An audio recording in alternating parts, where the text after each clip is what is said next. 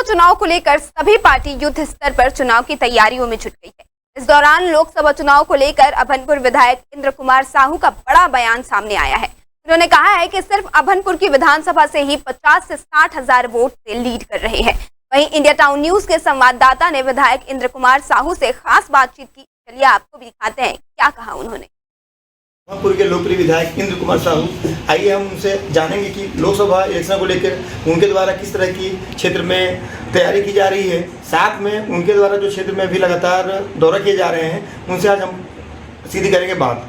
भैया, सबसे पहले तो आप ये बताइए कि अभी सामने लोकसभा चुनाव है, किस तरह से आपके द्वारा क्षेत्र में दौरा किया जा रहा है और तैयारी किस तरह की है? देखो, हमारे पूरे अभनपुर विधानसभा में 4 मंडल है और चारों मंडल में हमने सेक्टर बांटे हुए हैं। एक एक मंडल में 4 सेक्टर है, उसके अंतर्गत 3-4 शक्ति केंद्र हैं।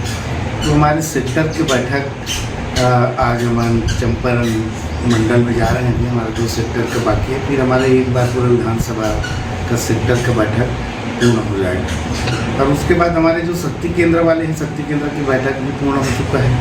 हमारे संगठन स्तर पे लोकसभा चुनाव जीतने के लिए हमारे पूरे कार्यकर्ता कमर कस चुके हैं। सारे कार्यकर्ताओं में उत्साह है और इस बार मोहन अग्रवाल जी को हमारे अभनपुर विधानसभा से सर्वाधिक मतों से जिताएंगे। हमारे कार्यकर्ता संकल्पित हैं और निश्चित रूप से जिस प्रकार हमारे छत्तीसगढ़ सरकार विष्णुदेव साय जी के नेतृत्व में हम लोगों ने अपने 80% वादा को पूरा किए हैं, चाहे वो मातृत्व वंदना योजना हो, हम 2 किस्त दे चुके हैं। किसानों का 3100 रुपये का जो धान खरीदी था उनके अंतर की राशि दे चुके हैं। 2 साल का बकाया बोनस, महिलाओं को 500 रुपया जो गैस सिलेंडर की बोले थे उनको भी दे रहे हैं।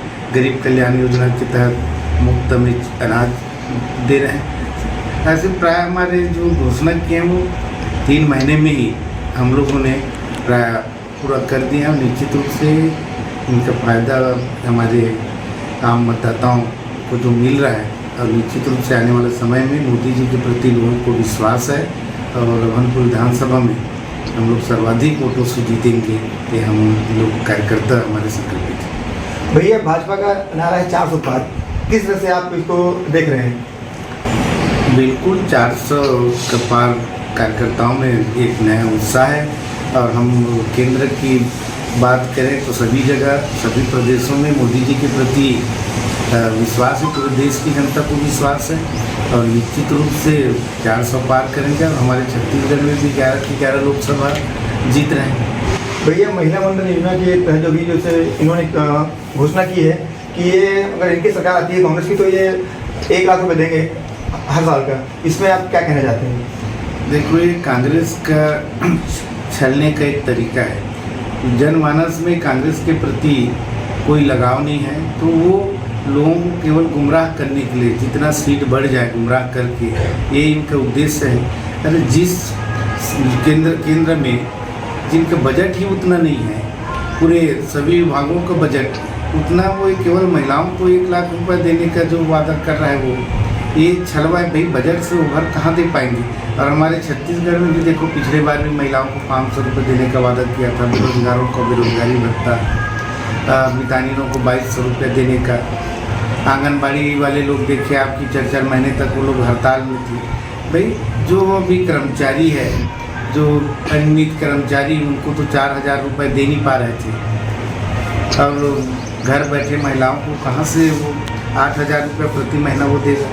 तो कुल मिला के ये केवल कार्यकर्ताओं को गुमराह करने का, महिलाओं को ठगने का कार्य एक कांग्रेस का हमेशा रहा है। भैया, आप पहले गांव के रहे हैं सरपंच, अभी विधायक, कैसा करते हैं महसूस? अलग अलग क्या कार्य, क्या अंतर आ रहा है और किस तरह से आप लोगों को जैसे करते हैं संपर्क? देखो, दोनों में बेसिक अंतर है। पहले सरपंच एक ग्राम पंचायत के लिए एक दायित्व था, मगर आज विधायक बनने के बाद मेरा पूरा विधानसभा में मेरा नैतिक जवाबदारी है, तो मेरे पूरे विधानसभा को देखना पड़ रहा है। और निश्चित रूप से ये दोनों में अंतर है। जो ग्रामीण स्तर पे हमने अपने गांव के लिए योजना बनाते थे कि हमको किस मुहूर्त पे हमको काम करना है, या स्वच्छता के क्षेत्र में, पेयजल के क्षेत्र में, शिक्षा के क्षेत्र में, तो निश्चित रूप से जो पंचायत का जो अनुभव है हमने अपने गांव में एक मॉडल के रूप में जो कार्य किए हैं, वो हमारे बेंत्री गांव का जो योजना है उनको हम चाह रहे हैं कि पूरे हमारे अभनपुर विधानसभा में लागू हो। हमने स्वच्छता के क्षेत्र में पूरे अभनपुर विधानसभा क्षेत्र में काम करना चाहते हैं, शिक्षा के क्षेत्र में, और बेहतर से बेहतर कार्य हो। ये हम अपने मन में एक जुनून लेके चल रहे हैं और निश्चित रूप से आने वाले समय में आपको अभनपुर विधानसभा में एक नया विकास का मॉडल दिखेगा। भैया, आपके जो 5 साल का कार्यकाल है, इसमें ऐसा कोई कार्य जिसको आप मतलब चाह रहे हैं कि मेरे रहते ये कार्य होना चाहिए, ऐसा एकाध कार्य कोई ऐसा बताइए। देखो, अभनपुर क्षेत्र में बहुत सारे अभी योजना यहाँ लाना है। अभी हमारे यहाँ स्टेडियम नहीं है, गार्डन नहीं है लोगों के लिए, तो योजना तो बहुत है, मगर हम वादा नहीं करते, काम करके दिखाएंगे। हमने यदि वादा कर दिए और नहीं हो पाया तो आप लोग बोलेंगे कि आपने तो बोले थे। इस कारण हम काम करके फील्ड में दिखाना चाहते हैं। हम कोई झूठा वादा नहीं, हमको पहले ही समझना पड़ेगा कि इस योजना में कौन सा काम होगा। अभी हमें पूरी योजना की जानकारी नहीं है, कहाँ से कैसे स्वीकृति होगा, और निश्चित रूप से हमको 6 महीने के बाद हमको योजना की भी जानकारी होगा, कहाँ कैसे करना है, किस फंड का किस बजट में कहाँ प्रावधान करना है।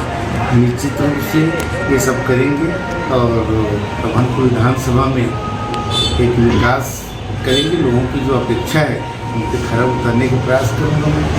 भैया, अभनपुर सीट से ब्रिजमोहन जी कितने अंतर से जीत रहे हैं आपके हिसाब से? अब देखो, हम लोग एक संकल्पित है और विधानसभा में जिन प्रकार के लोगों का ब्रिजमोहन अग्रवाल जी के प्रति लगाव है और उनको विगत लोग 40 वर्ष से जानते हैं कि उनका प्रभाव रायपुर शहर में काम कराने की शैली, मिलने का शैली, सारे लोग उनके आदत